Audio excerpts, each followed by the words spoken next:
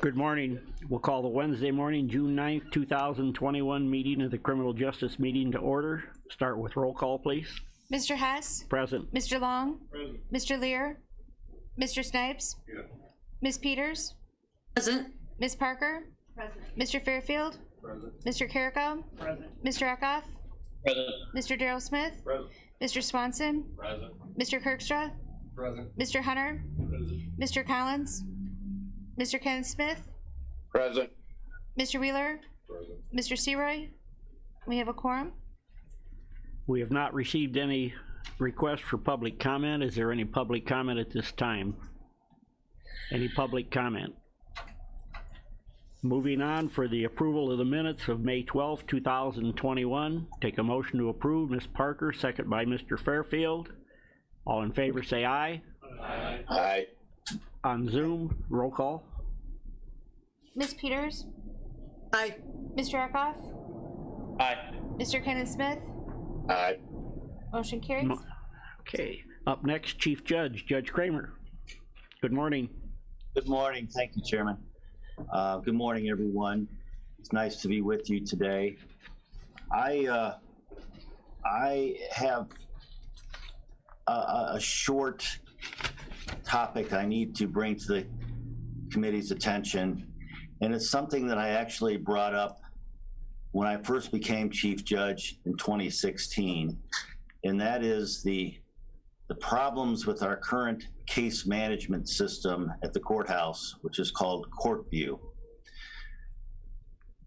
I've talked to the chairman, I've talked to the State's Attorney Jim Rowe and Clerk Sandy Cianci and Sheriff Mike Downey about this, and we've all come to the conclusion that if we're going to make our criminal justice system better in Kankakee County and serve our public better, we need a new case management system. That is our number one identified need in our criminal justice system. Chairman Wheeler has set out a logical, open, and very transparent process for using the federal COVID money that's coming into our county. But I want to kind of get in front of this and let the committee know of this great need that we have. Our case management system is outdated. It's based to run on a Windows 95 computer. There are many, many Windows systems after that that have come into play. Our system is still not integrated, which means when an attorney files, or when anybody, public or attorney or anybody, files something electronically at our clerk's office, the clerks have to print that out and then take that piece of paper to a scanner and scan it into our system. That's ridiculous. We're doubling the workload of our clerks because our case management system is simply not integrated. CourtView is too slow now. It has slowed down. Clerks in the courtroom are not able to simultaneously keep the minutes of what's going on in court. Because of that, they have to try at other times during the day to keep CourtView current with the minutes from the courtrooms that they cover. They can't do it. Our minutes on our case files now are out of date. They're not able to be used for the purpose that we need them to be used for. CourtView now breaks down on occasion, and the public has no access to case information about what they may be involved in at the courthouse. This greatly affects the public. We don't have the ability to work remotely with our CourtView system. So when we have a pandemic and we need to keep people out of the courthouse, but continue to do the work that we need to do, we're not able to do that remotely. We don't have the ability to send texts of court dates to our litigants, as most of the other counties in the state do. Text notification virtually eliminates people not showing up for their court dates. When people don't show up for their court dates, another court date is set, which is a great misuse of resources. If we can cut that down by sending them a text reminder, they'll show up in court, and we don't need to set other court dates and clog up our courts with repeat court cases. As I said, most other counties in the state have this capability. CourtView doesn't allow us to do that. We have no ability to extract data that we need to look at how our system is performing. I know Jim Rowe, our state's attorney, is very frustrated with this. He'd like to have the ability to run some case statistics. Simply can't do it with our existing system. So we really need to make this the focus of our efforts going forward in the criminal justice area, and that is this case management system. We need to replace CourtView with either a newer version, which I don't think we want to do, because CourtView has only one client in the state of Illinois, and that's us. And they have no real interest in serving us. We've learned that the hard way. There are other case management systems that have many clients in Illinois. So when there's an update that needs to be made, all of the users in Illinois share the cost of that update. Right now, being the only user in Illinois using CourtView, we're the only ones paying entirely for any updates that need to be done to our system. The clerk right now can't keep up with the work they need to do, because basically they're doing twice the work that they need to do because of our case management system. As I said, CourtView's information now is out of date. It needs to be brought current. And my second request this morning, besides focusing in on this case management system as we go forward, is we need, at least on a temporary basis going forward, we need some more people in the clerk's office to do this work that is essential to keep our courts functioning. We're gonna need some more clerks, like I said, hopefully on just a temporary basis. I know Sandy has worked very, very hard with her people in the clerk's office. They're working overtime before work, after work, Saturdays, trying to stay current, bring the minutes current on the case files. They've made a dent, but we're still behind. And it's silly to pay overtime or comp time to workers when we could just hire people and pay them a normal wage and bring our information current. So there's a lot of good things happening at the courthouse. I'd be happy to discuss all of the good programs and progress we've made in many, many areas. But the bottleneck right now, and it's essential that we address this, is our case management system and the inability of our clerk's office, and it's really not their fault, but the inability right now with the people that they have to stay current with our case management system.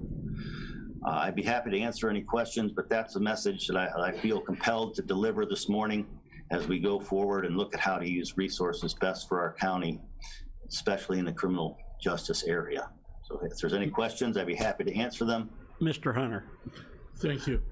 Judge Kramer, Chief Judge Kramer, I can appreciate the comments that you made, and I just looked at Pennewick, and I shared with him a few weeks ago what I observed. I went to court with a friend, with another alderman, as a support person for a mutual friend of ours, but I noticed that one of the attorneys came there and he had this stack of files of his clients, and he kept, calling off the names of the people who were there for a trial, and they weren't there. They didn't show up. So I can attest to what you're saying about people not showing up and the problems that provides for the system.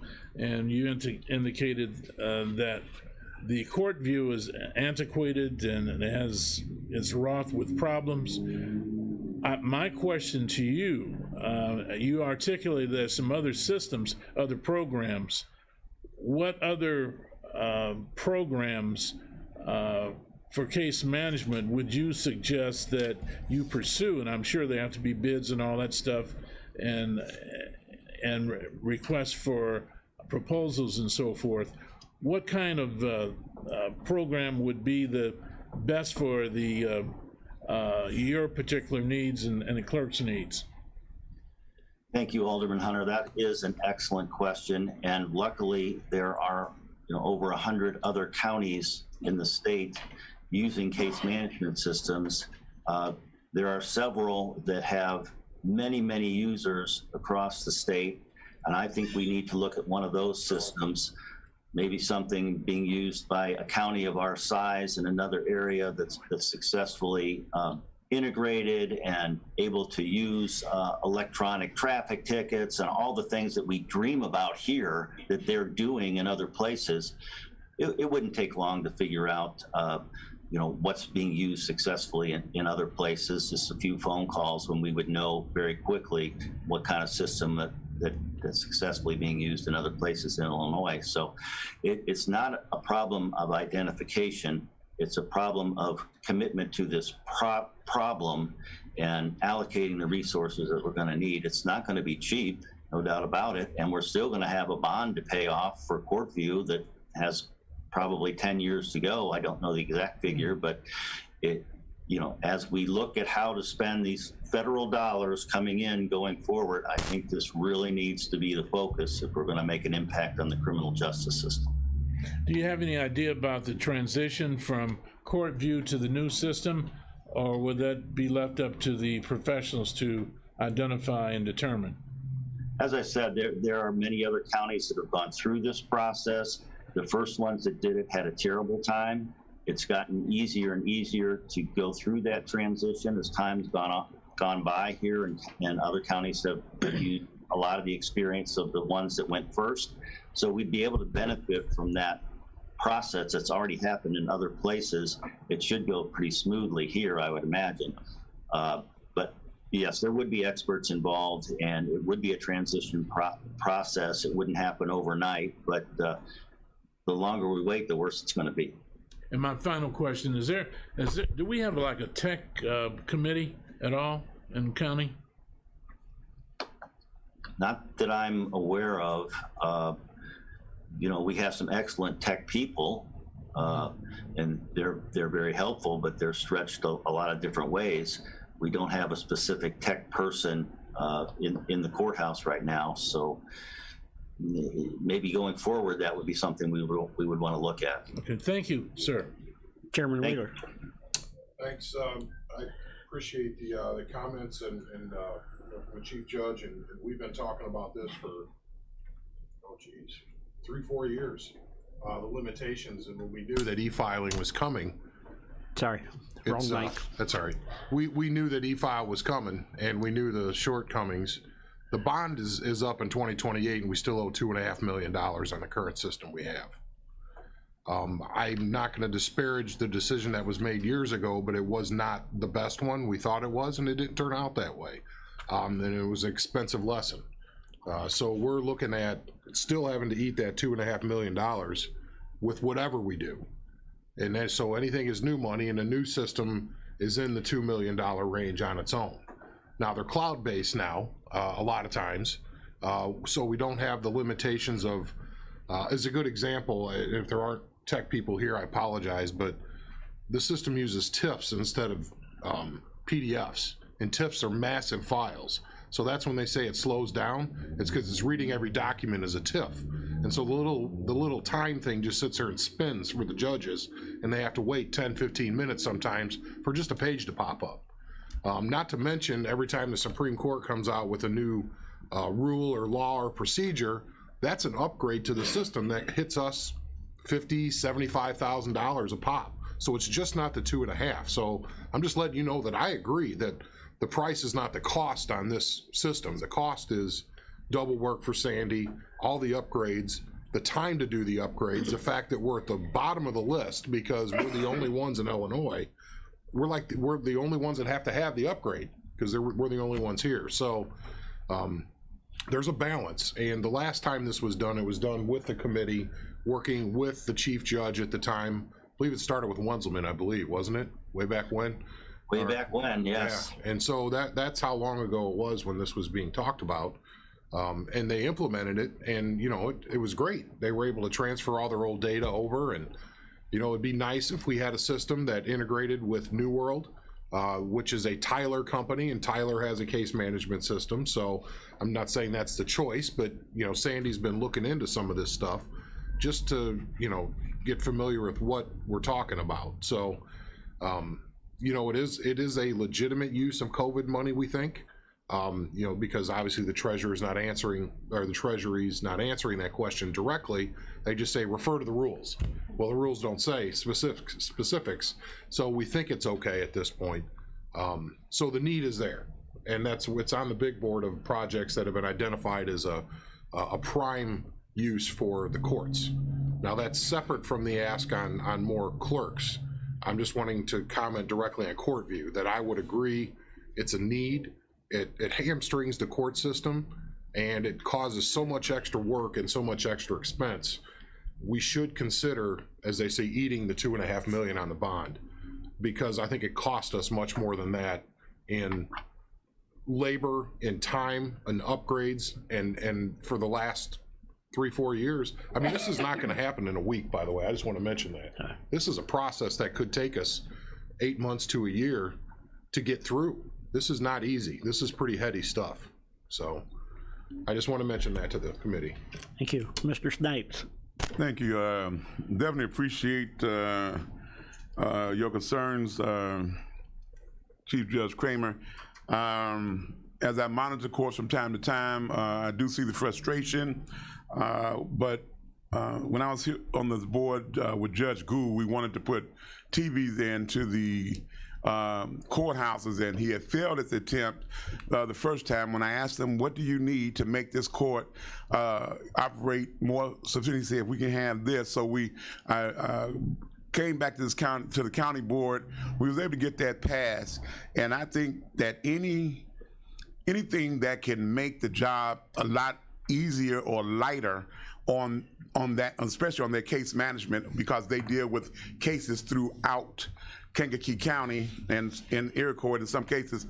But I will be interested to know the cost analysis so that we can the cost of that savings to the people, because apparently there will be some with just the texting to get them in the court, and the time and the labor, or if there's a warrant that's put out and it's taking the resources up to bring them in and all this stuff. So it belabors a lot of things on the court that could be done in technology. And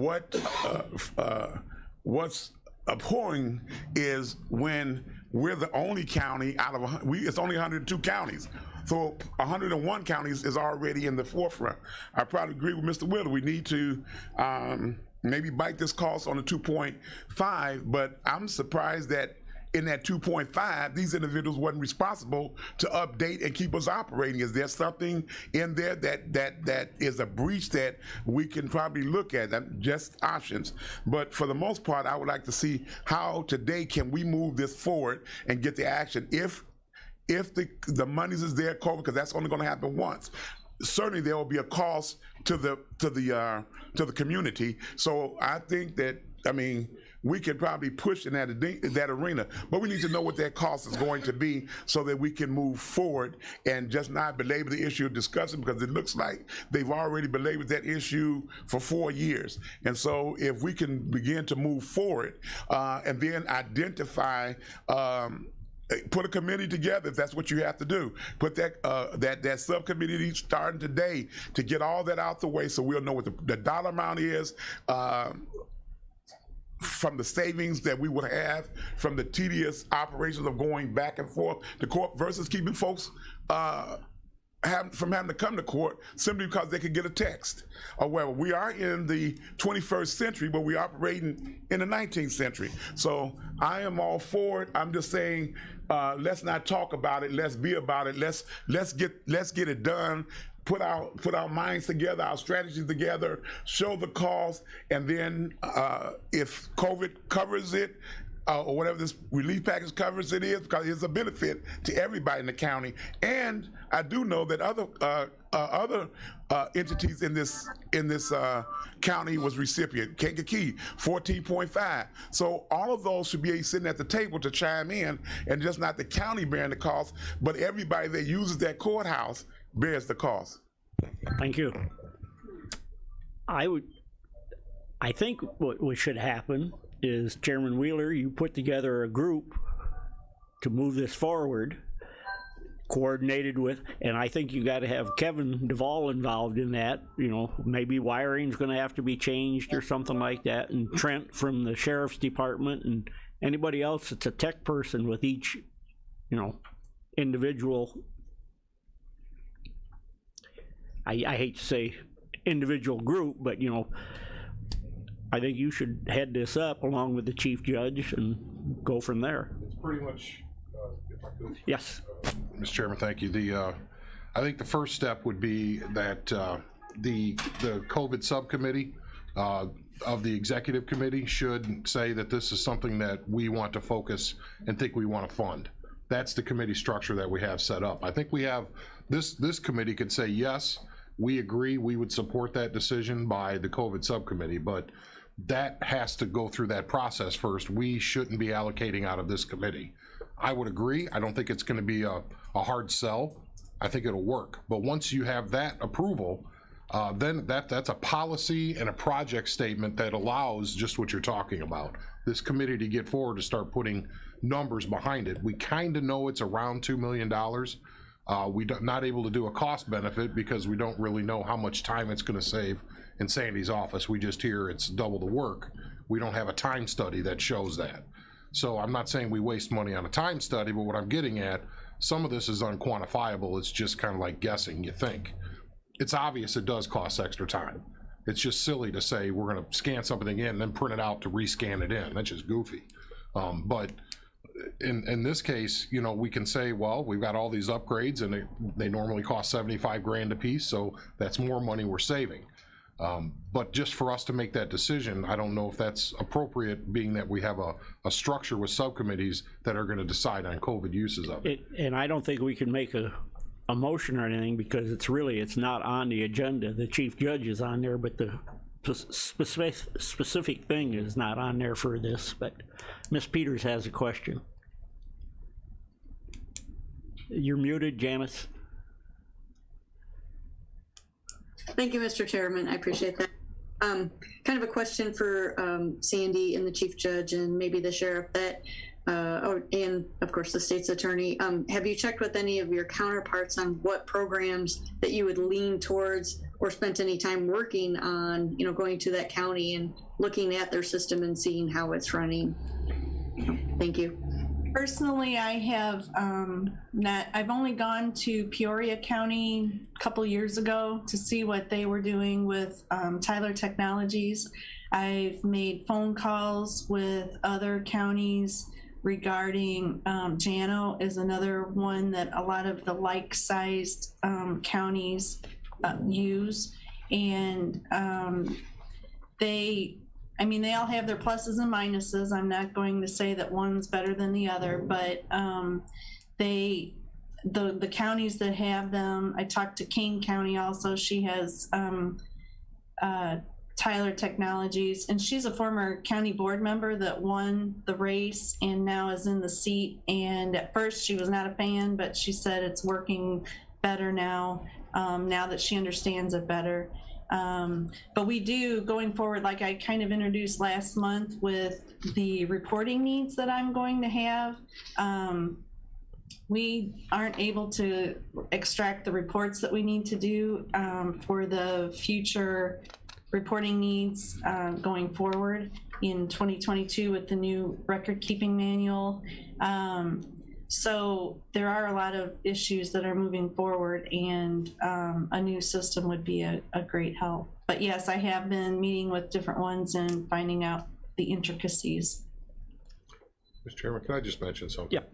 I don't know if this was the intent of the comment, but we just didn't sit and talk about this. We knew we had to move on something, but we have no money. And now with COVID, we would have money, so it moves into a phase, can we actually and should we actually do this now? We've identified this, but we also knew we didn't have any money to pay for the current system and a new system at the same time. So it was pure economics and not need, so we just didn't talk. We actually tried to devise an action plan. That's why Sandy was out there getting prices. So when the time came to say, okay, now we got to eat the current system, well, what does that cost?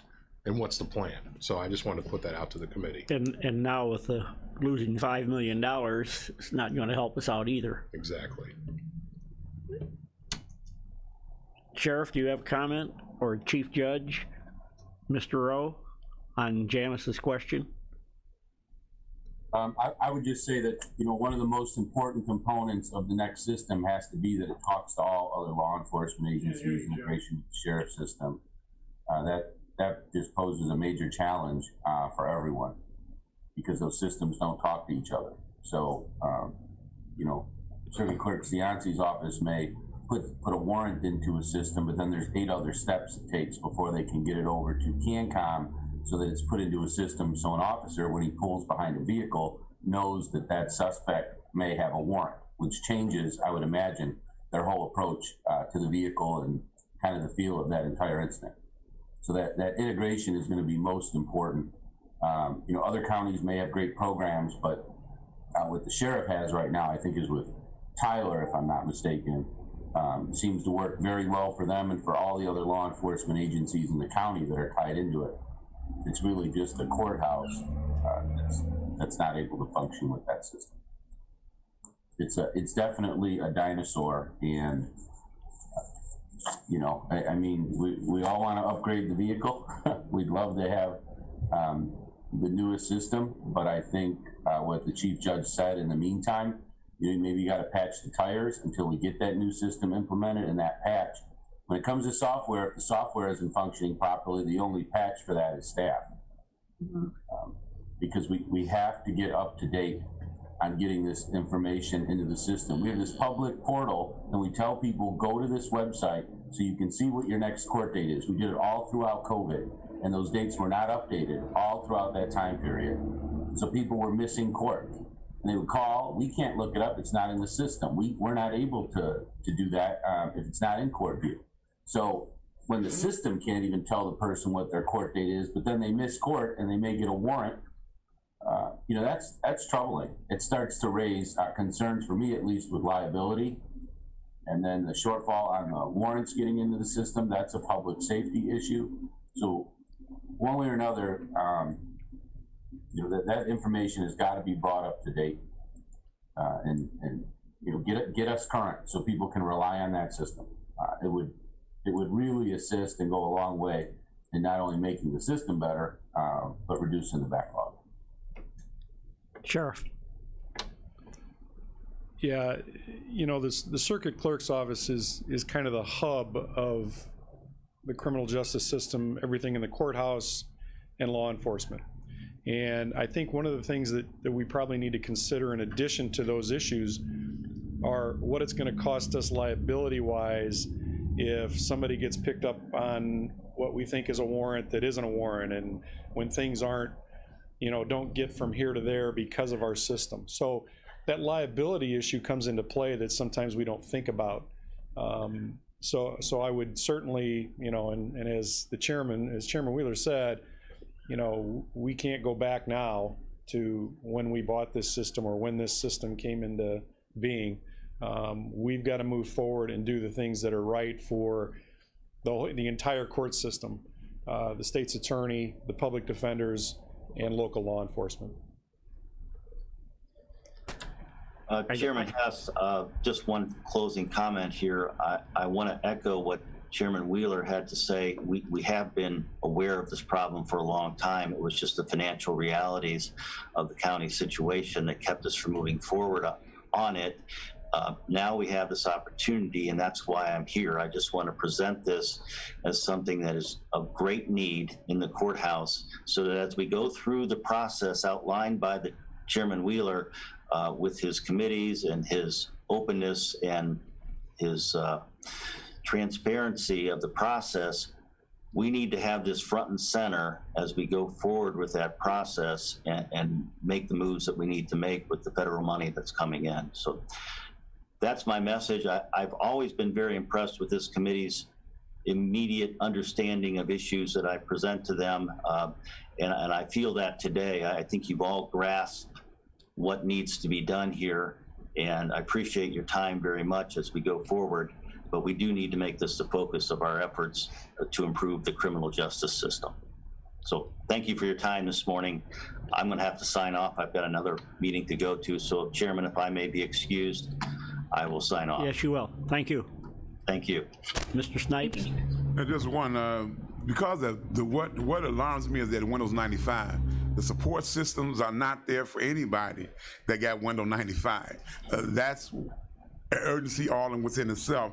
The other thing is, on the flip side of that, in law enforcement, is yeah, the warrants might not get out there, but on the abstract, if the judge has quashed the warrant, we're arresting individuals only because something hasn't gotten to them. And we would never want to disturb anyone's freedom if it's not warranted. So it's a lot of reasons behind this that I think we can find. Now, I do know that, and I said that you all have the discussions, but because those discussions are there and there was no economic roadway to achieve it, now that there is, even in this committee, though it may not be an action item, we have in the past gave a head nod and sent that recommendation to whatever committee is going to be either that's current or going to come into fruition.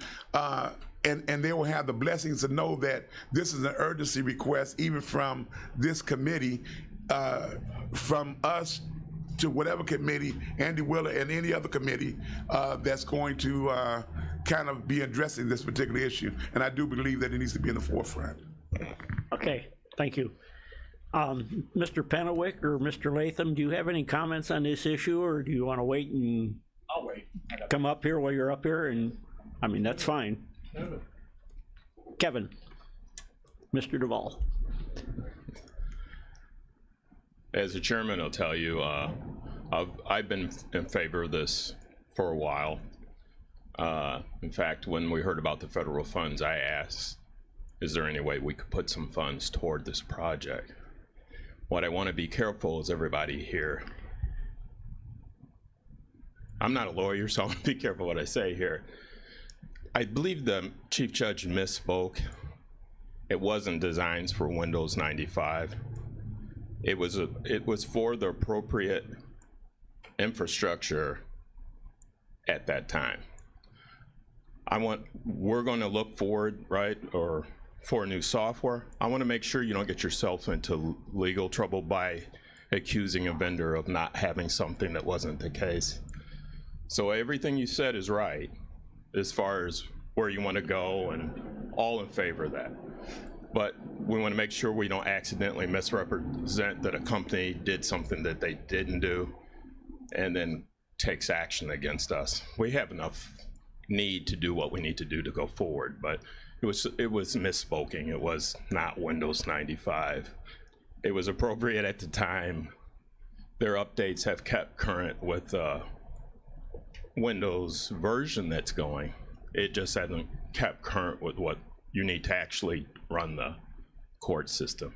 So I want to make sure we just don't get ourselves in trouble by repeating something to the point where it gets ugly and something gets in the way of us getting to that next step. That's all I'm asking for.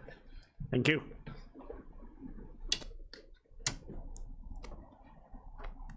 Anything else on this issue? Do we want to do a head nod and move this forward to the executive committee? Mr. Kirkstra. Yes, Mr. Chairman, yes, I would agree. I think we should move this ahead and try to be as swiftly as possible on it. This has been a problem that's been going on for quite a while. We've needed this upgrade. Our court system needs this upgrade. And the public that we're representing needs this upgrade. And it may cost us some money, but unfortunately, you know, technology costs money, and service to the community costs money. So I think we should move forward on this. And I already know that Mr. Wheeler has been working and has brought some ideas up for projects such as this. And I think it's time we just get on the ball and get going. And regardless of what was happened in the past, it's the past. Let's start working on the present and into the future. Thank you. Any other comments? Okay, moving on. Ms. Cianci, in your package you have a copy of the monthly report. Take a motion to approve the monthly report by Mr. Lear, second by Mr. Swanson. Comments on your report, Sandy? Good morning. The regular end of period listing cash book report, if there's any questions on that, everything seems to be normal and customary. The Harris & Harris report of the open inventory We've turned over $318,000 to them to be collected. The good news, even though on the local debt recovery program and the Harris and Harris, you can see we went from 208,000 last month to 99,000. But if you look across the board, we're still ahead for the January through May. We have 755,000 that we've collected, and that's a little over 200,000 more than last year at this time. So people are coming in and paying left and right. And then with the state's attorney collection report as well, that was higher. It was $12,800 this month as opposed to $8,000 same time last year. And as you can see, that collection is up by $3,000 from last year. So that's all the good news with all of our collection efforts. Any questions for Sandy on the reports? Okay, we have a motion and a second. We'll do roll call on Zoom first. Ms. Peters? Aye. Mr. Eckhoff? Aye. Mr. Kenneth Smith? Aye. In the room, all in favor say aye. Aye. Opposed, same sign. Motion carries. Staffing report. So thank you. After the introduction with the Chief Judge and some of the comments that Jim Rowe gave regarding the need for staffing in my office, I appreciate their comments. As I've been telling everyone, for the last 3 years, I've had given opportunities for staff to work on Saturdays twice a month and trying just to keep up with their work. And that resulted because I kept it under 40 hours a week. So it was always straight time, overtime or comp time, so it wasn't time and a half. But this last month and a half, I've had them working around the clock before work, 7:30, during lunch if they can, after work, and on Saturdays. This last month, we clocked in 400 hours of overtime, which is about 100 hours a week. So when the overtime costs come at time and a half, we're basically paying for 150 hours rather than 100. This isn't sustainable. And as we've been talking, I think we need at least 3 clerks. If it's 100 hours and each clerk works 35 hours a week, that's 3 clerks right there just in 1 week. A new clerk coming in is $13.54 an hour, so it's less than $25,000 a year. The basic time and a half is right around $20 an hour, and I know that most of our minute clerks have been employed for 10 to 15 years, so they make more than that. So it would be a savings overall in one side of the fence if you look at it that way. But we got to keep up with the backlog, the day-to-day functioning of the courthouse, trying to keep up with the whole thing with the e-access being down for 4 days. That was a huge problem. So we had a lot of extra people calling, trying to keep up with, when their court dates are or what the information was. So, that was really a time waster, not time waster, but a time taker as well. So I'm asking for 3 clerks at this time, and they would be dedicated toward minute clerk work so that we could keep the court side of things moving. The e-filing, even though it's a hassle, we're keeping up with that right now. And the customer counter and that kind of stuff, and the orders of protection, things that we can't regulate. One day we may only have 2 orders of protection coming in, and another time we may have 7 all in the same morning. And each one of those take about an hour of time to process. So it's a lot of work. And like I said, it's nothing that we can regulate. We get requests all the time from state police with research, trying to get information on different people that are applying for FOID cards. And that is immediate. We have to respond to those immediately. you know, we have a lot of different entities that come in and need our assistance and need our information, and sometimes it's feast and sometimes it's famine, you know. It's hard to regulate. So anyway, that's my request, is 3 clerks. One second, guys. I think we probably should move this on to finance for review and everything first, right? I mean, we get a head nod from here, or? Yeah, I would just say the financial decision would come via. It has to come through the finance department for hire, right? Because it's already over budget in our office. Yes. So we'd have to authorize further over budget. So so whatever the committee decides. Mr. Lear. Thank you, Mr. Chairman. Sandy, is there any way to document that some of this backlog is because of the slowdown in the courts during COVID? It's part of it, yes. If that's part of it, I would urge you to try to develop some documentation so that we can look at use of the relief money to help pay for this. And then maybe if we're fortunate and we get a better case management system, you're able to have your staff work in a more efficient manner because they have a better system to work with. Mr. Hunter. Thank you, Mr. Chairman. Sandy, let me pose this question to you now. I think I may have brought this to your attention or posed this question to you. What impact would cross-training of your staff have on the efficiency of and the work product that you're required to do?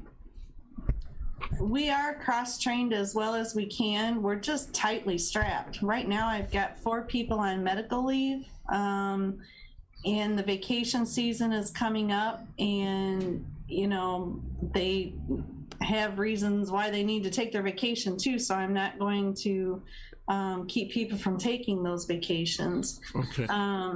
You know, and these medical leaves are long-term medical leaves. They're not just because they're out sick, you know, with the flu or something like that. Okay, so you're saying that all of your staff are cross-trained? In their area, yeah. I mean, I have a judge's clerk that while we have people that are able to go in and, you know, support them and take over, like when those clerks are on vacation or whatever, but my main office people, they are not trained to go to court. That's not their thing. They don't want to go, so people that are clerical staff, they help each other out, and the minute clerks, they help each other out, but it's not. All I'm saying is that in order to improve your efficiency, that may be, you know, one of the hallmarks that you implement as far as being able to get the work product out. I know that you're operating at a deficit based on what the state's attorney has indicated and Judge Kramer has indicated, but what I hear from you, that's not a priority. And well, no, I guess I need to have you come in and see what that means. Minute clerks that go to court, they are specialized. They specialize in taking the dictation from the judge and making sure that the record is accurate as far as what goes on in court, and they process the paperwork that goes on in court. The people that work at the counter that are the clerical staff, they assist the customers at the counter, and they have to be ready to go at a given moment. But the people that are at the counter clerical work are not, some of them don't even want to go to court. That's just an intimidating position for some of them. It's a fast-paced position for some of them. They don't have the note-taking ability and you know, with the shorthand or speed writing, or they're not maybe confident in taking the notes that need to be taken to process the work that goes to court. So, you know, some people have tried it. They've decided they wanted the increase in pay, so they applied for the position. They got into the courtroom, and it just was not their thing. So then they stepped back, and they are now, you know, working well in their positions as a clerical assistant, which is also very much needed. You know, we all can't be you know, I can't be the state's attorney. I don't want to be a lawyer. I didn't go to school to be a lawyer. I don't want to be a sheriff. But, Yeah, and I'm that's sure not the sheriff comparison I'm looking at, Madam Clerk. I understand that. All I'm saying is that may be something you would consider. That's all. I understand that, you know, people need vacations, and I understand the overload that you've articulated and the specificity you provided us regarding overtime. I mean, you know, we understand that. All I'm saying to you is in terms of efficiency, there may be some steps that you can, some remedial steps you can take to ameliorate some of the deficits that you're being confronted with. And like I said, they are cross-trained in their areas. Thank you. Mr. Snipes. Not to belabor the point, but I agree with Steve Lear. I think that's going in the right direction to kind of give a head nod or make a recommendation going into finance that they said is stretched, but to look at the COVID, I think looking at the criteria, I believe that your office would meet that. And then also, it looks like you are ultra conservative in getting these individuals in because you're only paying them about $2 over what the current minimum wage is now. So I think we need to kind of move forward in that area. I've been into your office. I've been there on numerous occasions, and I think one time I've even. I was 350 pounds, and after a whole year of all exercises and everything else, and went all the way down to 349, I could not get through some of your office going in sideways. So I do understand the frustration. My thing is whatever we can do to kind of make it at least a little lighter. And I understand the cross-training, but cross-training is only limited to the ability and talent of the individual at that particular time. Everybody cannot cross-train to every position, but you're maximizing the cross-training in which they are able to cross-train. So I hear your message. So let's move forward and see if we can help you out, because that's basically what we're here for, is to help you if there's any possible way. Thank you. Any other questions for Sandy? Mr. Wheeler. Thank you, Mr. Chairman. Sandy, you mentioned 4 people out on medical leave. Correct. Besides that, so you're running 4 people down anyway on an unknown prolonged basis. Correct. And they're not being paid, correct? They're when they're off on medical leave, are they on salary still? Most of them are, yes. Okay. Because they have the paid time off in their banks. That PTO. So that was kind of where I was going with my question. On any given day, how many people are taking PTO? Because I understand that there are substantial banks for your employees over there on PTO. So how many people are you running down because of that every day, do you think? Anywhere from 5 to 7. It just depends. I mean, we're an office of 36, 37 people. Right now, they're all in various departments too. So we're not, the minute clerks are they're tight right now. But and the 4 were minute clerks? The 4 were minute clerks that are off? No. Okay. I don't have the list in front of me. There's 2 minute clerks off and 3 minute clerks off right now. 1 on vacation and 2 on extended leave. Okay. I would just say to the committee that sure, you can forward it on to finance. They'll look at it. They'll look at the study we have that says the number of clerks that should be in that office based on statistical data is exactly what's there. And then they'll also consider that we just lost $5 million a year in revenue. So I think that there's a balance that's going to happen. And I think that I would agree there's a need, and maybe we can get through the backlog with the COVID money. But once you're through the backlog, we lose our COVID reason. So I just want to mention that it's the COVID money is not the cure-all be-all for this. It's going to take other stuff. Okay. So. Thank you. All right, moving on to State's Attorney's Office. Mr. Rowe, in your packet, you have a copy of the grand jury report and the grand jury statistic report. Take a motion to combine and approve them. Mr. Kirkstra, second by Mr. Fairfield. Comments on the report, Jim? Chairman, can you hear me? I tried in this microphone. That's better, yes. Okay, all right. So you see we're at 470 felonies through the end of May. You know, I feel like I say this every meeting, but that's a lot. Just some comparison, when you look back to 2019, we had 925 felonies go through the grand jury over the course of that entire year. And at this point in that year, we were at 418. So we're significantly ahead of that. We're 10 grand juries in. So if you extrapolate that through the end of the year, you know, we're on pace to hit around 1,200 felonies going through the grand jury. 925 in 2019 was the most ever. So that's a huge increase. Some of this, of course, a big chunk of it are cases that we were not able to get to grand jury last year. We got to them when grand jury started up early this year. So there was an initial surge of cases. However, grand jury to grand jury, we're seeing those numbers, you know, staying pretty consistent. Just for some historical data, I looked over a few minutes ago cases that were referred to our office versus number of cases filed, because it might be easy to say, well, if the cases have practically doubled, then crime must have gone up as well. But just let's say a 2016 number, there were 2,943 cases referred to our office for review. In 2019, there were 2,985. So only 42 more cases came in 2019, but the number filed has doubled. And that's, you know, I think it goes to the working relationship we have with law enforcement, talking to officers about their cases, having them supplement their reports, do additional interviews, getting stuff in a position where we can charge it.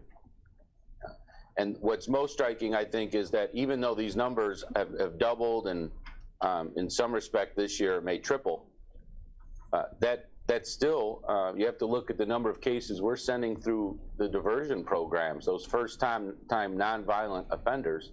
Those aren't even counted in these numbers. So the workload, I can just say, has gone up drastically, and I know that impacts every other office in the criminal justice system, public defender's office, circuit clerk's office. Any questions, I guess, about that report or any of those numbers? Any questions for Mr. Rowe on the reports? Mr. Hunter.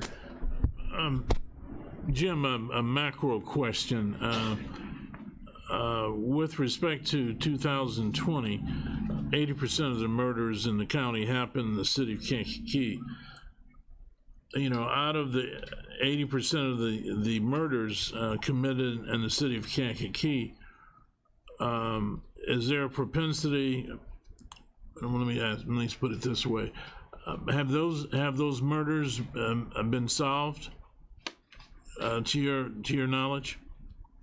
You know, I wouldn't know the numbers off the top of my head. I know Kankakee City PD, for the most part, when there's a homicide in the city, you know, they're on it. They work closely with our office. They get us the initial reports as they come in. I don't know how many, what the solve rate was for last year by department. I'd have to check with city on that. Okay. Are there any new initiatives being taken with the new administration in your office regarding investigations? I think you intimated something on a conversation we had recently. Yeah, I had a great meeting with Mayor Curtis, with Chief Passwater, with his leadership team. I've been meeting now. We started doing meetings, monthly meetings with the detectives and sergeants from all departments countywide, and I've been going around doing roll call trainings at 3 different shifts with patrol sergeants. And, you know, it's just keeping those open lines of communication, sharing information. We have chiefs meetings every week. You know, those are helpful with sharing information at the chief's level. However, to make sure that it's getting down to the guys that are working the cases, your detectives, your sergeants, that's where I think those monthly meetings are going to help as well. It gets the departments all at the table, you know, sharing information, which seems to be key in what we're all trying to do here. Thank you, sir. Any other questions on the report for Mr. Rowe? Okay, Mr. Snipes. Jim, going along the same lines, and I think outside just the city of Kankakee, the number of felony cases that are charged, do you have any comparison as to percentages as to your conviction rate on those of those that are charged? You know, that's something we don't track. I feel like when you start tracking a win-loss record, that can really start to skew people's judgment in the criminal justice system. A case should never be about necessarily winning or losing. It should be about making sure we're doing justice. We talked many times, Robert, sometimes justice may require filing a case. It may require getting into the discovery mode, and then you learn something and you realize, hey, you know, this individual, maybe the malintent wasn't there, maybe it was a mental health concern. And that approach to justice in that case looks different than a conviction. So your conviction rate, I don't know that it would really tell the whole story to begin with, but it's just something we no longer track in the state's attorney's office. We take every case individually, we try to do justice in every case, and I'm afraid if we start tracking wins and losses, we're gonna necessarily get away from that, because then the incentive for the employee, for the prosecutor, is to make sure that in 99% of their cases, they get a conviction every time, and sometimes that is not the best result. So I don't want to drive that culture here. It's not something we're looking to brag about. Right. Well, I agree with that. What I was looking at is when you take an analysis, you can determine in this case or whatever, well, we see these, and when we see these cases come in, this can be better handled through mental health, or this can be handled through XYZ. So what I'm saying is when you look at the analysis, not so much for the public, but to just have an analysis of when we take these cases, or the ones that we're filing, do we look at maybe, because we're getting a influx of this case, more of a shield of sending them towards the mental health and getting them restored and putting them back into to society versus incarceration and things of that nature. Yeah, we'd love to be able to analyze that. You know, I'd love to be able to say that when someone comes into the system, let's say for a first-time drug offense, the success rate of them never returning back into the system is best when we give them drug court, or intensive probation, or regular probation, or conditional discharge. I'd love to know that answer. The problem is we can't analyze that data with the existing court management system. That's what the chief judge talked about this morning a little bit. He touched on it briefly. It's very frustrating because it's hard to develop best practices when you can't, when you don't have access to data from the system. And then not having access to that data not only prevents you in getting to the best outcome, hopefully every time, but it makes it very difficult for us to provide data to grantors when we're asking them for money to invest in some new initiatives. So that's really holding us back. We try to, you know, do it with Excel documents and whatever else we can create to try to track people through the system.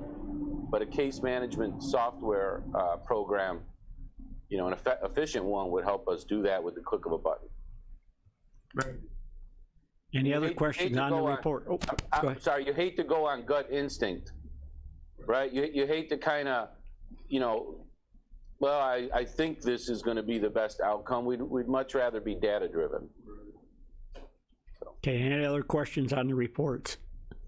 Take a roll call vote from Zoom. Ms. Peters? Aye. Mr. Eckhoff? Aye. Mr. Kenneth Smith? Aye. In the room, all in favor say aye. Aye. Opposed, same sign. Motion carries. What else you got for us, Jim? Thank you. Nothing else?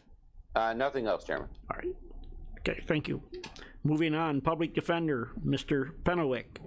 In your package, you have a copy of Mr. Pennewick's monthly report. Take a motion to approve. Mr. Kirkstra, second by Ms. Parker. Good morning. Yes. Good morning. Good morning, everyone. Nice Comments on your report? Basically, first of all, it's good to be back. It's good to see everybody. there's a convenience to Zoom, but obviously in person trumps any type of technology that I'm aware of at this point.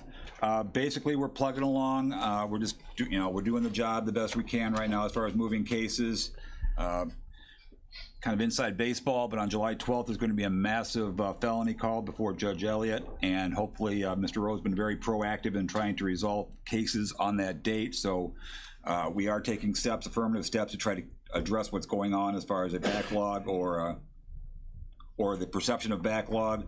Other than that, I have nothing to comment on. So if you have any questions. Questions on the reports? Take a roll call from Zoom. Ms. Peters? Aye. Mr. Eckhoff? Aye. Mr. Kenneth Smith? Aye. In the room, all in favor say aye. Aye. Opposed, same sign. Motion carries.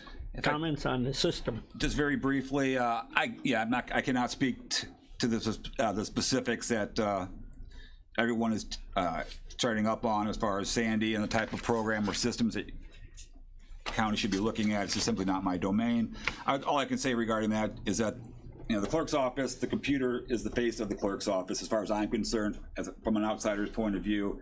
And that system has to work, otherwise the county looks bad. This is my personal opinion, and again, I might be talking out of my league in that regards. Other than that, I have no specific comment on that issue. I would like to say, just in passing, my newest assistant, Chavez Rosenthal, won a jury trial yesterday. So I want to congratulate him and his hard work. As Mr. Rowe said, an acquittal is part of the system. So an acquittal is not a indicator that something bad happened or something unjust happened. It's exactly the opposite. So, an acquittal is as good as a conviction. So I'm very proud of him, and I just want to, give kudos and shout out. He was created through one of the conversions to a full-time assistant, and he took the time and put the time in, put the effort in, and got the result that the jury deemed appropriate. So that's all I have on that. Talking very fast today. Seeing people in person is freaking me out, so I apologize. Any other questions? That's it. Very good. Thank you. Up next, probation, Mr. Latham. In your package, you have a copy of Mr. Latham's monthly report. Take a motion to approve. Mr. Fairfield, second by Mr. Lear.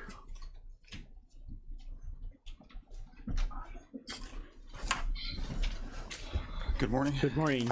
Comments on your report? Just point out, like, some of the usual stuff. You see we have almost 250 individuals on pretrial already, 25 on electric monitoring, and collected almost 400 drug tests last month. The screenings for juvenile detention went down a little bit. We screened 25 and detained 11 and have 8 in custody currently. Unless there's any questions about the report. Any questions on the report? Roll call on Zoom. Ms. Peters? Aye. Mr. Eckhoff? He's gone. Mr. Kenneth Smith? Aye. In the room, all in favor say aye. Aye. Opposed, same sign. Motion carries. Just quickly on an update on pretrial. We've discussed this in the past. Obviously, with no cash bail going into effect January 23, pretrial service is going to be a big issue. Our supervision is going to be a big issue. Right now, the state is deciding, the Supreme Court is deciding on how to go about that. And they were given 3 options, and all 3 options remove it from under me and make it a state-run. Different degrees, but all state-run. Obviously, a lot of people weren't happy with that, especially the 20-something counties that have pretrial supervision programs like us in place. We feel that it shouldn't be done from afar and done remotely by the state, that it should be done face-to-face like we do things now. So there's a board I sit on, and we pushed for a 4th option to be considered, and the Chief Judges Association, a letter's going out today by Judge Kramer, who's the chief of that association, pushing for a 4th option, because it's a major shift. If they pull it, they would pull 4 positions from our office, and my point to them is we lay on last on first to go, so they're not even getting the pretrial people. So they would just go into other positions in our office. We would lay off the last, and it could be a person in Iroquois County too that gets laid off because it's a circuit-wide seniority.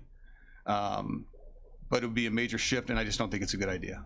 I think remotely supervising people from the state, from somewhere around the state, is just not the way to, to do it. But I just want to keep, this is moving fast because the organizational structure of pretrial is holding up everything they want to do at AOIC and the Supreme Court.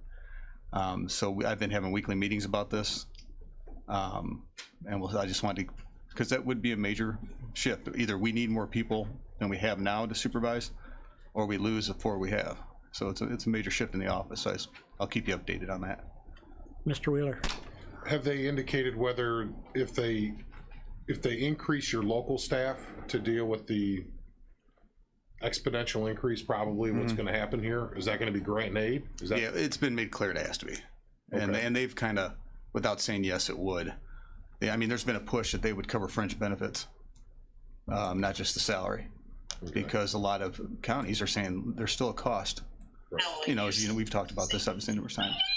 Refinance your student loans with Laurel Road.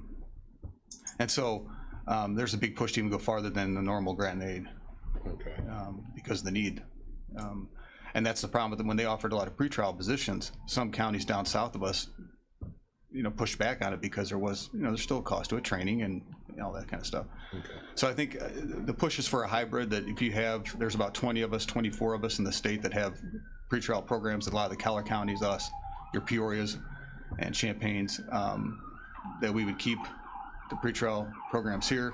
And then the state could run in the areas in southern Illinois and the smaller counties that might not have an arrest every day in their county. Is it 80-20, the grant and aid? Grant and aid is 100% right It's now. 100%? 100% right now. Okay, Yeah. all right, I just want to make sure. No, that's 100. Thank you. I say that as much as I can, 100% grant and aid. So. Any other questions? And lastly, real quick, just on the case management system, we use a third case management system, the Tracker case management system in our office. It doesn't speak to the other, CourtView. Obviously, we rely heavily on CourtView. We use New World for information. But we run into the same problems with CourtView being behind that law enforcement would, you know, from certain warrants in our office to supervising individuals that might have had their probation discharged a few weeks earlier, but we don't know. Or we're reaching out, or we're sending violations to Mr. Rowe's office, or we're doing whatever. And or God forbid somebody shows up at our office and says, I was put on probation and no one's contacted me.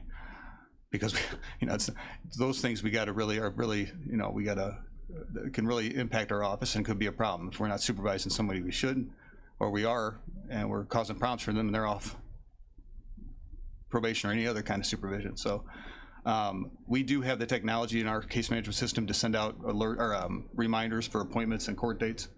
It works very well, but again, we have to get that information for those next dates from CourtView. And mostly, especially in the adult world, when they come in, they screen CourtView real quick on their case and see if there's anything going on they weren't aware of. And then they obviously discuss that. Well, obviously if that's behind or whatever, obviously it's not. So about 50 counties in Illinois use our system, which helps keep the cost down when something has to be added, but that impacts us heavily. So would that system work with a new technology like the Tyler or whatever? No, we'd probably have to. It'd probably have to be an overall change, I would imagine. I mean, I don't know. I don't see how they would work together. I don't think Tracker would. I'm not a tech person, that's why I asked. We kind of talked about that. It's possible if they have the API extensions already built, because if they're in other counties, they may have those extensions, which are electronic plugins that would go into the current system. Or the new system in the new world. That's what I was thinking. Yeah, I was thinking that. Again, it's tech stuff, but we've kind of talked about it a little bit. That would be part of the evaluation process or criteria for the new system. Can we plug and play? You know. So. Okay.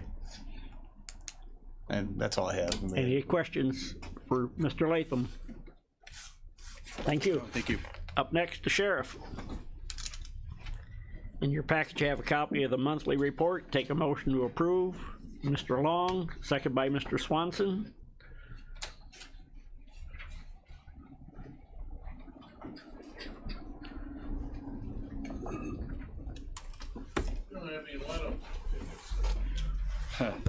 Good morning. Good morning. Comments on your report, sir?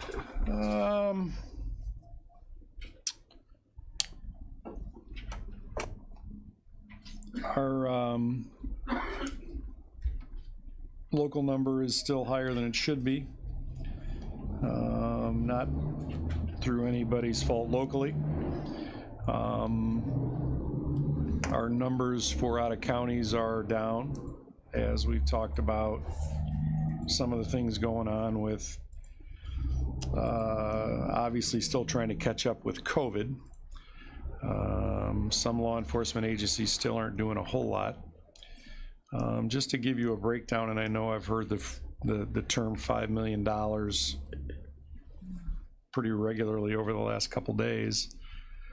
In fiscal year 19, our ICE detainees brought in $4,680,000. In fiscal year 20, we brought in $2,394,000, and thus far, if you extrapolate the numbers out at 12 months, we're looking at right around $1 million this year. To give you some idea where we're at. So our federal numbers haven't changed much. Our marshal numbers hadn't changed much, rather. But, you know, and obviously there's things that are going on down in Springfield that are going to affect us. So,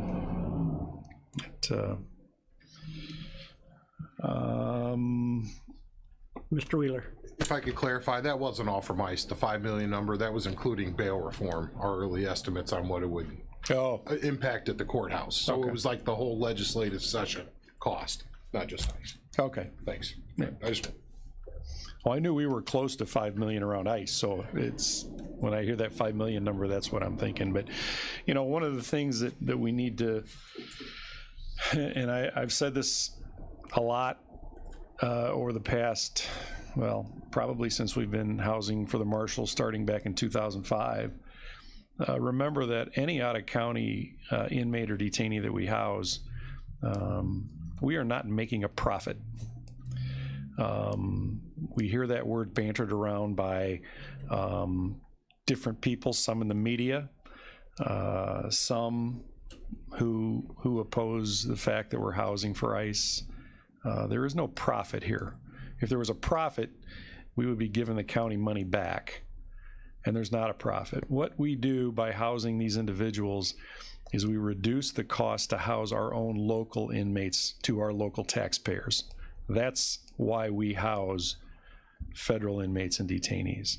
So when you hear the term profit, that is a myth, and I don't know if they're using that word to incite something or what, but it is not profit. So we'll just clarify that real quick. And if I could just, I did receive an email from Mrs. Peters, and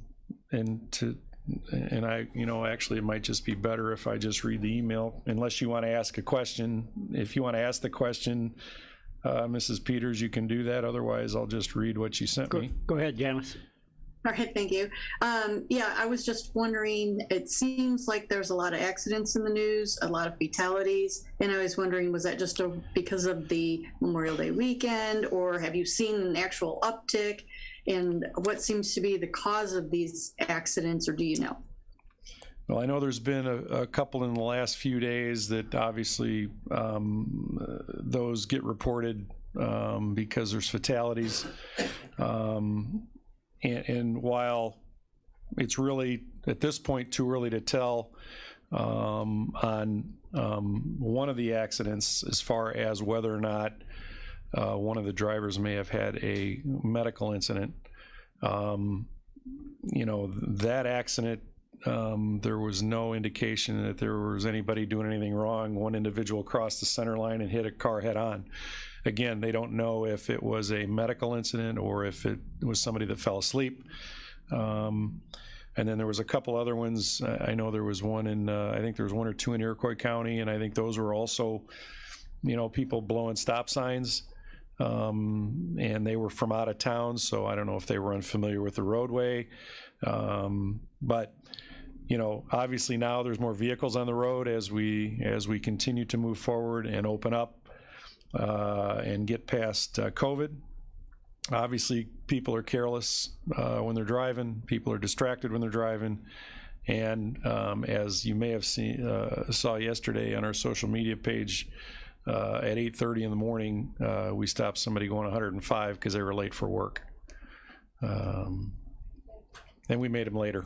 So, yeah, but remember that, you know, and I appreciate the question, Mrs. Peters, because obviously when we hear of a fatal, you know, you start looking at, you know, what we can do different with intersections and those type of things. You know, we utilize some traffic enforcement grants during specific times of the year. Some are specific times of the year being, you know, holiday weekends, extended holiday weekends. Others are just kind of random, so that people, you know, don't know that we're out there. Or, but remember, you know, we don't, you know, traffic enforcement for us is not a revenue issue. It's a safety issue.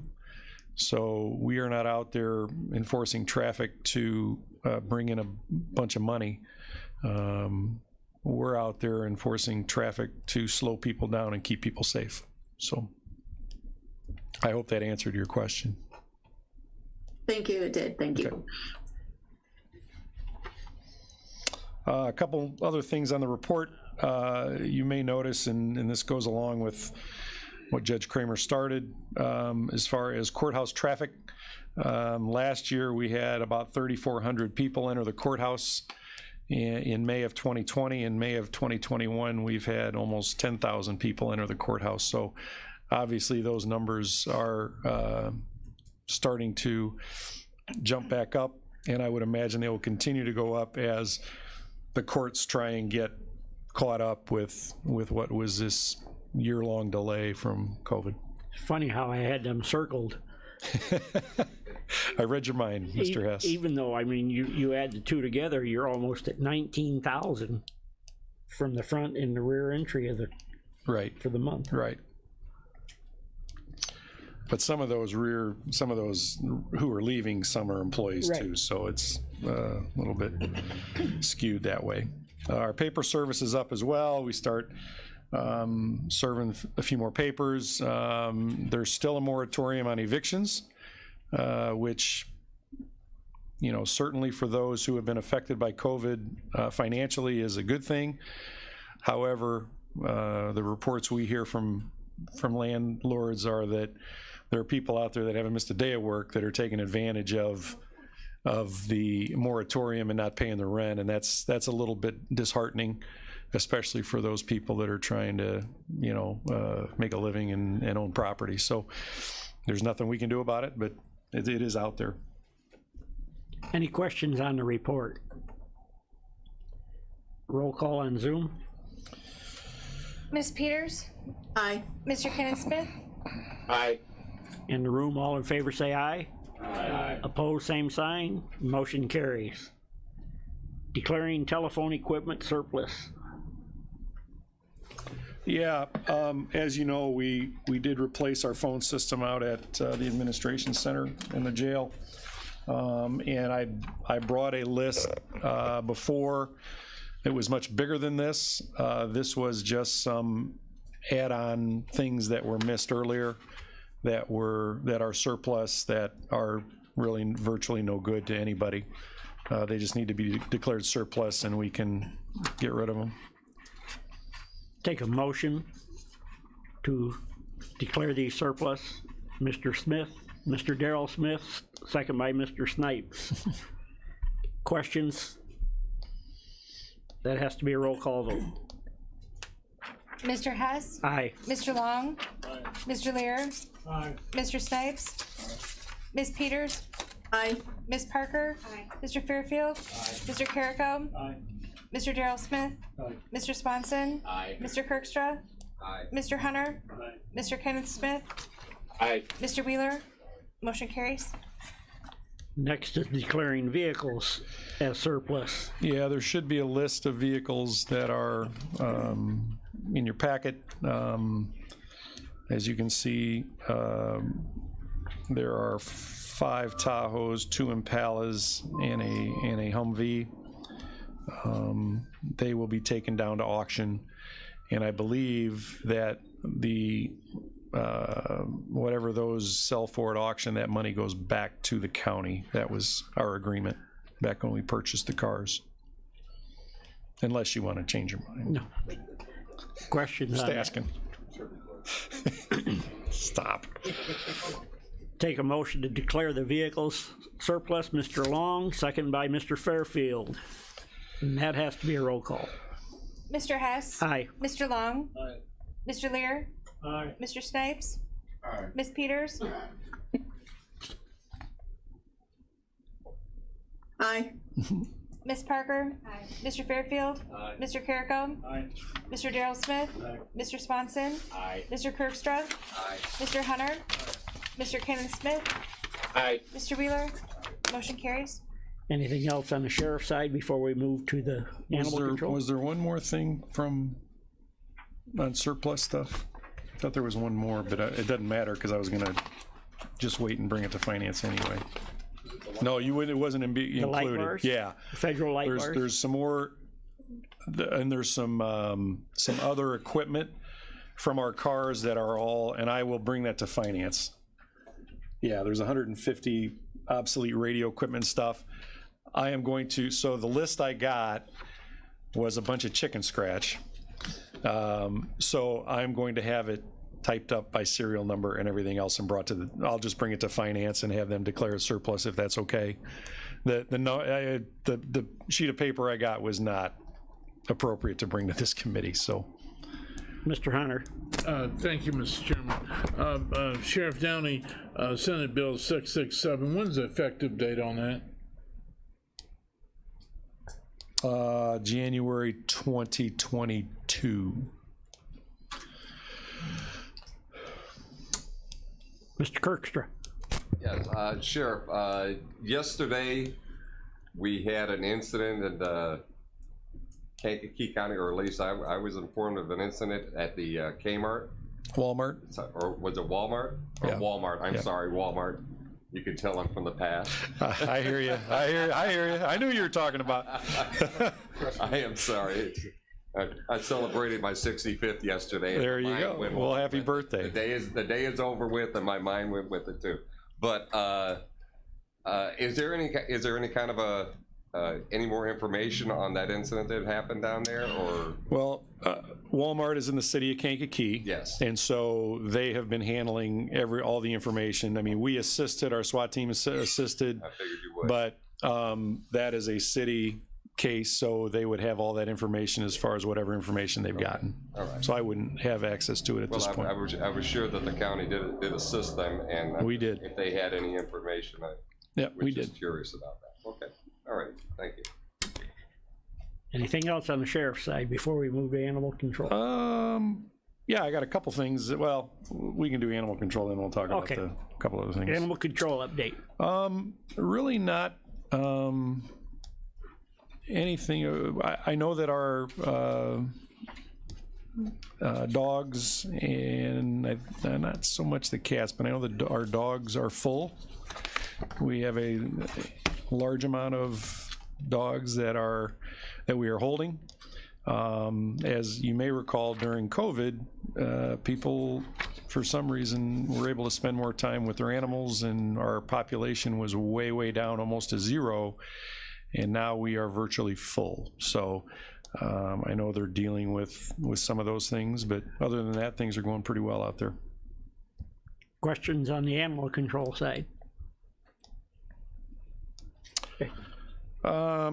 Lastly, I'd just like to bring to the committee's attention our medical department, as you've heard me talk about before, who do a great job of caring for the inmates when they come into our custody.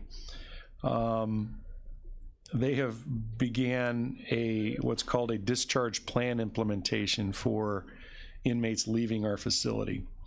And what that discharge plan is, it's for basically a continuity of care or a continuation of care. And so they can follow up. Now, we can provide the information. We can't hold their hand and take them to their next doctor's appointment. But we can at least provide them with information that they may need to make themselves better, whether it's medically, mentally, whatever. So the plan includes the current diagnosis, their current medications, a list of resources that is available to them when they get out, and also we provide medical records to anybody who, if they go to an outside doctor, that doctor can reach out to us and we will provide them with medical records so that that continuity of care stays continuous, I guess. It's a benefit for them. It's a benefit for our community because, as I've always said, inmate health is a public health issue, and so we want to afford them the opportunity to stay healthy while they're out and hopefully never come back. But just FYI. Speaking of medical health, Mr. Rowe said yesterday that once this ICE program is put into effect, it would basically go to private facilities. Well, yeah, and we're talking about Senate Bill 667. Right. And that was our argument to anybody that would listen. And as I've said before, there are people on one side who don't want to hear anything about it. But that was what we said is these individuals are going to be housed somewhere, whether that's a private facility in another state. Illinois does not allow private facilities, or whether that's another county jail in another state. They are going to be housed somewhere. So, you know, if Senate Bill 667 holds up to court challenges, yes, they will be housed somewhere else, potentially in private facilities, but definitely in other county jails across the United States. Will the private facilities give the medical service that you have given? No. I mean, you've stated at meeting many times that most of those people that are incarcerated at the time leave in better medical condition. No question about it. No question about it. And when you're talking about private facilities, I mean, Illinois did do, you know, of the things that they have done, one of the positive things is the elimination of the private facility, because private facilities do use that word profit. That's why they're a private That's facility. why they're a private facility. So they are not allowed in Illinois. And, you know, again, I've argued time and time again that even though we're government, we can do it better than the private facility when you're housing inmates and detainees. Ms. Parker. Thank you, Mr. Chairman. Thank you for those remarks. Those are the questions that I was going to ask the sheriff. But Sheriff, there's a lot of hoo-hoo out there on Facebook, and there was one remark the other day that really upset me, and I wanted to respond back, but I knew better. My fingers can fly like my mouth. But they said that the people that are housed ICE at our county jail are mistreated, lie, no exercise outside. That's true. We need we need that. But the other thing is that the food is like hoo-hoo. They think that it's just sandwiches constantly. Now, isn't it true that the meals out at the county jail are catered? Most of them catered? They are, well, so the meals are prepared in our kitchen. Mm-hmm. By an outside caterer.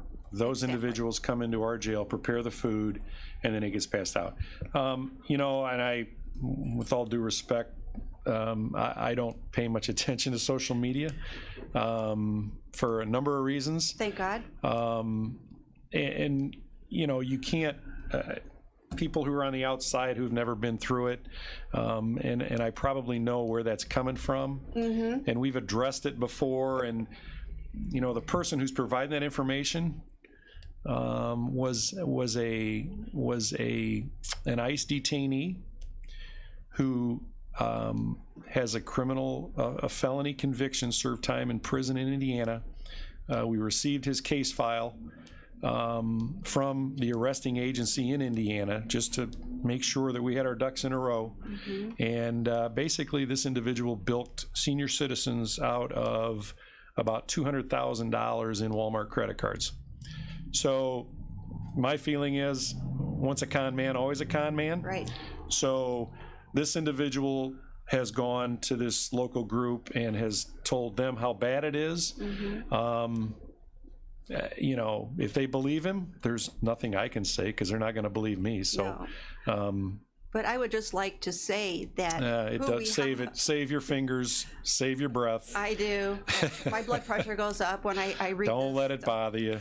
But these are just, I mean, these are criminals that we don't want on the street. I'm sorry, but a rapist or a sex offender, I'm sorry, I don't want that on the streets in my community. I did provide information to our local legislators because they requested it, because that's always the argument, is that we're housing people who haven't been convicted of anything. Of the 24 at the time when I submitted that information to our legislators, of the 24 detainees that we had in custody, 22 of them had what I would consider serious felony convictions. 2 of them were strictly border crossings. But remember, and this is what people forget, if you cross our border and you get deported and then you come back and they take you into custody again, that is a felony. Now, there's all kinds of felonies out there. Maybe it's not as serious as murder. It's not as serious as murder. It's a felony. So our argument has always been, you know, this starts in Washington, D.C. This isn't an Illinois issue. This is what our laws are. This is what we're following. If I was breaking the law, then yes, somebody should call me out and say you're breaking the law. But we're not. The county's not.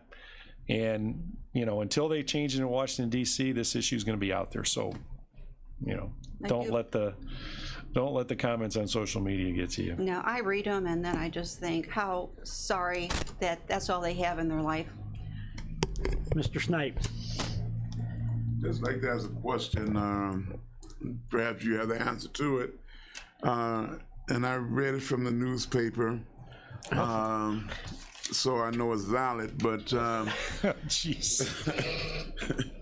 Can the state, and this is a question that was posed to me, can the state actually prohibit a county from contracting with Homeland Security, which is a valid constitutional office of the United States? Do they have that right? And I'm sure it's going to be challenged into court, because I believe they only identified 3 individuals that basically house it to say, we can micromanage and tell you what not to do.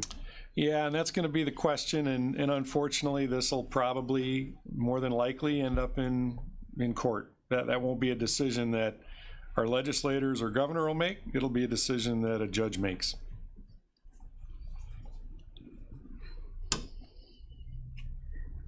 Anything else? That's all I got. Anything else for the sheriff? Thank you, everybody. Thank you. Up next, the coroner's office. Mr. Cavender, take a motion to combine and the monthly report and the monthly receipts of money. Mr. Hunter, second by Mr. Lear.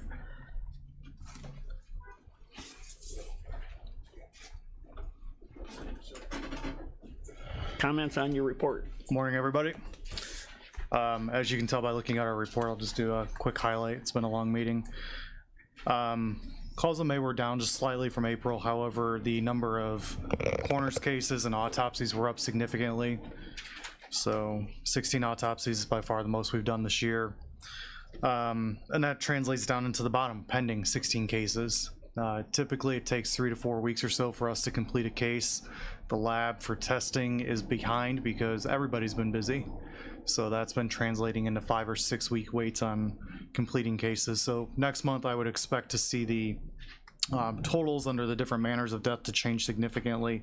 Hopefully we'll be able to clear out those 16 pendings, but I know that we've added 9 already this month to that. So it's been, as Mrs. Peters said, it's been very busy with, unfortunately, a lot of motor vehicle accidents. We've had several possible suicides in the last several days as well. So it's been steady, not a good thing. Questions on the report? Ms. Parker. Thank you, Mr. Chairman. I would just like to compliment the coroner's office. First of all, tragedy happened near and dear to my heart, and I just want to compliment you on how passionate you were to the family and gave them an amazing treatment to ease a little bit of the pain. And I know that you did that for them, but I know that you also do it for all the cases that you handle when something like that happens. So thank you so much. Thank you. I'll make sure our staff knows as well. Pardon? I'll make sure our staff knows as well. Thank So you. thank you. Any other questions on the report? Okay, let's take a roll call on Zoom. Ms. Peters? Aye. Mr. Kenneth Smith? Aye. In the room, all in favor say aye. Aye. Opposed, same sign. Motion carries. What else you have for us? Just the other thing, we usually talk about overdoses. We're at 20 confirmed cases for the year with 8 additional pending cases. Still keeps us right on target to be around 55 overdoses for the year or so. So obviously that's still concerning as well. Last month, you asked me about cremations, so I went back and looked. Over the last 5 years, we've averaged 698 cremations per year. We're at 432 this year. In 2020, the National Funeral Directors Association reported the cremation percentage nationwide was at 56%. Last year, we were at 59%. So just slightly above the nationwide average. Nationwide average. So, interesting, back in 2016, the cremation rate was at 49%. So 9% jump in 5 years, or 10% jump in 5 years. So. Any other questions? Mr. Hunter. Bad joke. Yeah, Mr. Cavender, one question. What kind of requests are you making for the recovery dollars? I don't want to dive too deep into that without Coroner Gessner here. I know that we have a list. We have communicated to Chairman Wheeler a little bit of some of the needs that we see. Needs, or is a wish list? Some of them are needs that will help benefit the county long-term in the future. Not a case management system. We have one that we've been using for the entire 13-year duration I've been there. It's been cloud-based for the past 10 years now. So that's something on our list that's already been taken care of. But I know there's some infrastructure needs and a few other projects that we would like to see. For example? A walk-in freezer. I would say that's probably our #1 big ticket item. During COVID, one of the issues we had was storage. The hospitals were full. Our cooler as a backup to the hospitals is obviously full as well. We were keeping bodies for a long period of time. And we have a 2-person freezer right now. The doors on that unit are about 24 inches wide and 24 inches tall. Well, unfortunately, not everybody fits into something that size. So that becomes a little challenging for us as well. So we've been looking into walk-in freezer options, working with some people in that field who have knowledge of those types of things. And that is, I would say, probably our #1 request that we will have for that committee. Let me pose this question. Any federal or state surplus equipment do you think you could get in terms of freezers? We could look into that. Okay. Good. Thank you. Yep. That would almost have to be built off the building. Not inside the building. Well, we've identified a space inside where it could work. So, and I'll have to come out and look at that. That would save save cost as well to do that, and we feel comfortable with the design concept that we've worked out. Snipes, you can't fit in there, man. Any other questions for Mr. Cavender? The only other thing I want to say, the sheriff mentioned the medical department, which triggered my mind. I wanted to thank Chief Colowenzo, the sheriff, and the medical department at the jail. They've been helping us the last couple months with performing COVID tests on people that we suspect may have been positive, that we may need to autopsy or may not. And if we do that testing through the hospital, that costs us a couple $100s per case. And so their help in getting us that testing completed has saved the taxpayers well over $2,000. $2,000 isn't a whole lot of money, but a dollar's a dollar, and I think we'll save all the dollars that we can when necessary. So good. Thank you. Any other questions? No. All right, we'll see you in July. Thank you. Yep. Is there any new business, any old business to come before the committee? Any old business? No. Any new business to come before the committee? Any new business? Mr. Kirkstra? Any new business? Mr. Chairman, I move we adjourn. Peter, second. All in favor, say aye. Aye. Opposed, same sign. Motion